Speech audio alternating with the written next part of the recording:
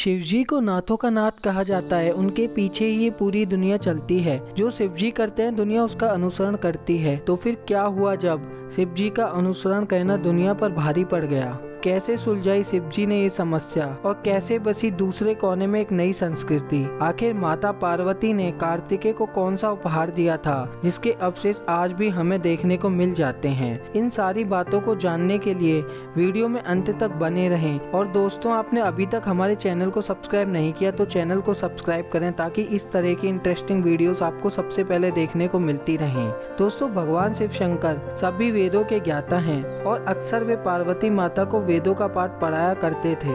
जब शिवजी अपने मुख से वेदों का पाठ करते थे तो पूरी दुनिया मानो ठहर जाती थी और सभी देवी देवता ऋषि मुनि बस उन्हें ही सुनते रहते थे।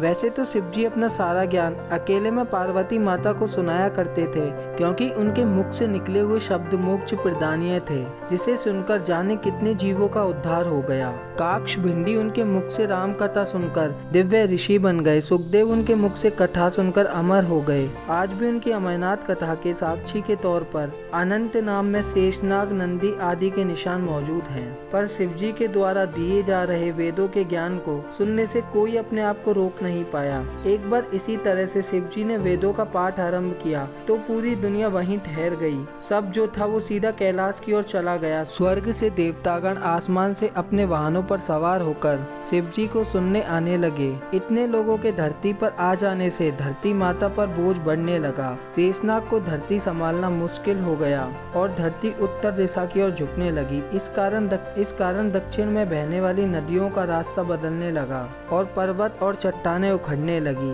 दुनिया में पहले की स्थिति बनते देख भगवान विष्णु ने शिवजी से अनुरोध किया कि वो कुछ समय के लिए वेद पाठ रोक दें ताकि दुनिया में फिर से संतुलन स्थापित हो सके। पर भगवान शिव ने विष्णु से कहा कि उनके लिए ऐसा कर पाना असंभव है, क्योंकि वेद बेहद ही पवित्र ग्रंथ है और एक बार पाठ आरंभ करके बीच में रुक जाना वेदों का अपमान होगा।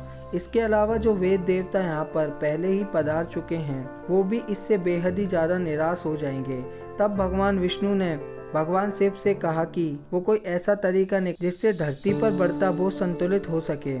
बहुत सोचने के बाद शिवजी ने अपने बेटे कार्तिकेय को याद किया। भगवान कार्तिकेय दक्षिण भारत में विशेष रूप से पूजनीय थे। शिवजी ने कार्तिकेय से कहा कि तुम दक्षिण भारत में अत्यंत पूजनीय हो, आगे तुम दक्षिण भारत की तरफ कूच करो। कार्तिकेय ने तुरंत दक्षिण भारत में कूच किया और कार्तिकेय के जाने के बाद कई सारे देवतागण भी कार्तिकेय के साथ चले गए। पर उनके दक्षिण की ओर के रास्ते के बीच विंध्याचल पर्वत खड़ा था।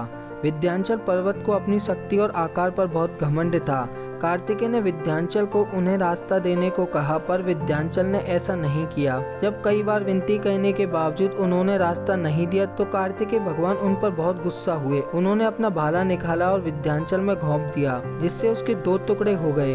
विंध्याचल पर्वत के 2 टुकड़े कर भगवान कार्तिकेय ने उसकी पीठ से अपना रास्ता तैयार किया।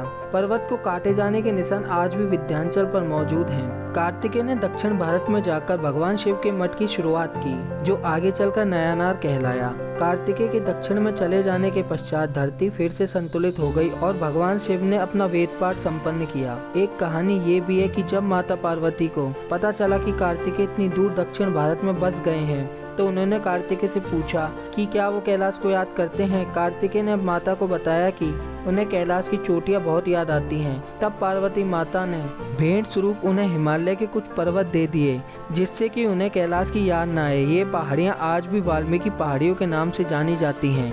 दोस्तों, वीडियो पसंद आई तो वीडियो को लाइक करें और चैनल को सब्सक्राइब करें।